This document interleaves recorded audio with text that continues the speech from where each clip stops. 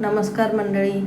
अचानक काही गोड खायचं मन झालं तर अशी ही चमचमीत ब्रेडची रेसिपी करून बघा कशी रसरशीत दिसत आहे. तर चला आपण याला बनवायला सुरुवात करूया. तर इथे 5 ते 6 ब्रेड उरलेले आहेत घरामध्ये. एक दिवस आधी आणले होते. तर याचे मी 4 तुकडे करून घेत आहे ब्रेडचे. बघत आहात तुम्ही.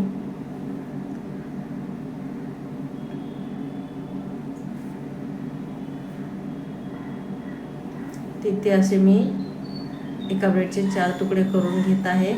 बाजूला कढई ठेवून मी 2 चमचे तेल घातलं आहे त्यामध्ये, आणि थोडंसं वरून साजूक तूप घातलं आहे गाईचं, म्हणजे चवीला चांगलं अजून वाढ होणार त्याची.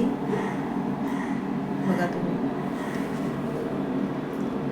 असे स्लो फ्लेमवरती याला तळून घ्यायचे आहेत. असे आपण लाईट ब्राऊन कलरचे करून घ्यायचे आहेत.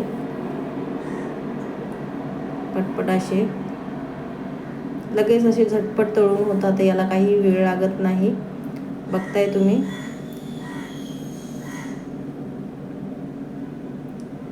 अशी खाण्यासाठी एकदम चविष्ट आणि एकदम स्वीट रेसिपी आहे. ते इथं तळून झालेले आहेत. इथे मी कढईमध्ये त्याच कढईमध्ये स्वच्छ करून अर्धा लिटर दूध घेतलं आहे. त्यामध्ये मी 3 ते 4 वेलची फोडून टाकली आहे. छान चवीसाठी सुगंधही वाढेल ह्या रेसिपीचा.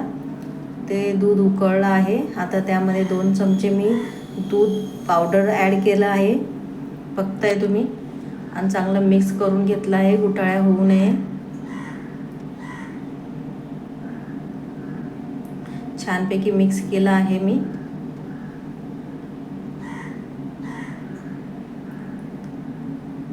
आता बाजूला साखर ॲड केली आहे मी, चवीनुसार. जास्त गोड नको. 1 ते 1.25 वाटी मी काहीतरी साखर मिक्स केली आहे. त्यानंतर 2 चमचे मी कस्टर्ड पावडर ॲड केलं आहे. चांगलं मिक्स करून घेत आहे मी. हे माझ्याकडून इथे एक चुकी झाली की मी कस्टर्ड पावडर हे दुधामध्ये मिक्स करून घ्यायचं होतं, पण दुसऱ्या कामाने मी गडबड केली. माझ्याकडून गडबड अशी होणार नाही, असं कधी होत नाही. काही ना काही गडबड होते. तर बघा, इथेच दूध मिल्क एकदम एकजीव केलं आहे मी. आणि आता ह्या फ्राय केलेल्या ब्रेडवरती मी ॲड करत आहे.